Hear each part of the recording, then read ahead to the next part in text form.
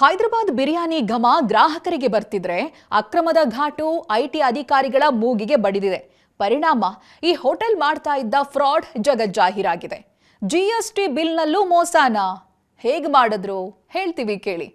ನಾನ್ veg ಪ್ರಿಯರ favourite Hyderabad biryani ಹೋಟೆಲ್ನಲ್ಲಿ ಮಹಾನ್ ಅಕ್ರಮ ಎಸಗಿರೋದನ್ನ ಆದಾಯ ತೆರಿಗೆ ಇಲಾಖೆ ಬಯಲಿಗೆಳೆದಿದೆ. ಎಐ ಟೆಕ್ನಾಲಜಿಯನ್ನ ಬಳಸಿ ಹೋಟೆಲ್ ಚೈನ್ಗಳು ಇದುವರೆಗೆ ಸುಮಾರು 70,000 ಕೋಟಿ ಅಕ್ರಮ ಎಸಗಿವೆ. ಗ್ರಾಹಕರು ಪಾವತಿಸುವ ಜಿಎಸ್ಟಿ ತೆರಿಗೆಯಲ್ಲಿ ಈ ಅಕ್ರಮ ನಡೆದಿದೆ. ಹೈದರಾಬಾದ್ನ ಪ್ರಸಿದ್ಧ ಬಿರಿಯಾನಿ ಹೋಟೆಲ್ ಚೈನ್ಗಳ ಮೇಲೆ ಆದಾಯ ತೆರಿಗೆ ಅಧಿಕಾರಿಗಳು ದಾಳಿ ನಡೆಸಿದರು. ಈ ವೇಳೆ ಇಲಾಖೆಯ ನಿಬ್ಬೆರಗಾಗುವಂತೆ ಮಾಡಲಾಗಿರುವ ಮಹಾನ್ ವಂಚನೆ ಬಯಲಿಗೆ ಬಂದಿದೆ. ಈ ಹೋಟೆಲ್ನವರು ನಿಜವಾದ ಆದಾಯವನ್ನ ಮರೆಮಾಚಿ ಸರ್ಕಾರಕ್ಕೆ ಸಲ್ಲಿಸಬೇಕಾಗಿರುವ ತೆರಿಗೆಯಲ್ಲಿ ದೊಡ್ಡ ಪ್ರಮಾಣದಲ್ಲಿ ಮೋಸ ಮಾಡ್ತಿದ್ದಾರೆ ಎನ್ನುವ ಖಚಿತ ಮಾಹಿತಿ ಐಟಿ ಇಲಾಖೆಗೆ ಬಂದಿತ್ತು.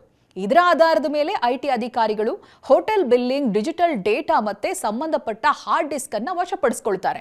ಸುಮಾರು 60 TB ಡೇಟಾವನ್ನ ಜಾಲಾಡ್ತಾರೆ. ಇಷ್ಟೇ ಅಲ್ಲದೆ 1.77 ಲಕ್ಷ ರೆಸ್ಟೋರೆಂಟ್ ಐಡಿಗಳನ್ನ ಎಐ ವಿಶ್ಲೇಷಣೆಗೆ ಒಳಪಡಿಸಲಾಯಿತು. ಇದನ್ನ ಹೇಗ್ ಮಾಡ್ತಿದ್ರು ಅಂತ ಹೇಳಿದ್ರೆ, ಮೋಸ ಹೇಗ್ ಮಾಡ್ತಾ ಇದ್ರು? ಹೈದರಾಬಾದ್ ಚೈನ್ ಆಫ್ ಬಿರಿಯಾನಿ ಹೋಟೆಲ್ನಲ್ಲಿನ ಅನೇಕ ಫ್ರಾಂಚೈಸಿಗಳು ಸೈಫನ್ ಆಫ್ ಅನ್ನುವಂಥ ಸಾಫ್ಟ್ವೇರ್ ಅನ್ನ ಬಿಲ್ಲಿಂಗ್ ನಲ್ಲಿ ಬಳಸ್ತಾ ಇದ್ರು.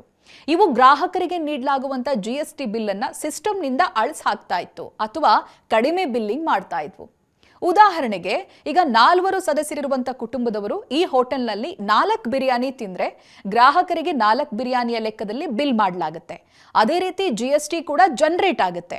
ಗ್ರಾಹಕರು ಬಿಲ್ ಪಾವತಿಸಿ ಆದ್ಮೇಲೆ ಬಿಲ್ ಅನ್ನ ಸಿಸ್ಟಮ್ನಿಂದ ಡಿಲೀಟ್ ಮಾಡಲಾಗ್ತಾ ಇತ್ತು ಅಥವಾ 2 ಬಿರಿಯಾನಿಯ ಲೆಕ್ಕವನ್ನ ಮಾತ್ರ ಸಿಸ್ಟಮ್ನಲ್ಲಿ ಉಳಿಸಿಕೊಳ್ಳಲಾಗ್ತಿತ್ತು. ಹೀಗೆ ಭಾರೀ ಪ್ರಮಾಣದಲ್ಲಿ ತೆರಿಗೆ ವಂಚನೆ ಮಾಡಲಾಗ್ತಾ ಇತ್ತು.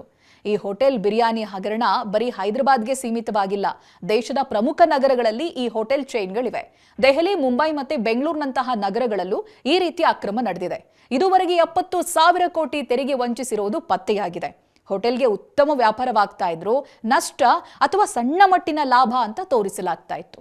ಹೈದರಾಬಾದ್ ಹೋಟೆಲ್ ಅಕ್ರಮ ಬಯಲಿಗೆ ಬಂದ ಹಿನ್ನೆಲೆಯಲ್ಲಿ ದೇಶದ ಎಲ್ಲಾ ಪ್ರಮುಖ ಫುಡ್ ಚೈನ್ಗಳ ಬಿಲ್ಲಿಂಗ್ ಸಾಫ್ಟ್ವೇರ್ ಪರಿಶೀಲಿಸಲು ಐಟಿ ಅಧಿಕಾರಿಗಳು ನಿರ್ಧರಿಸಿದ್ದಾರೆ.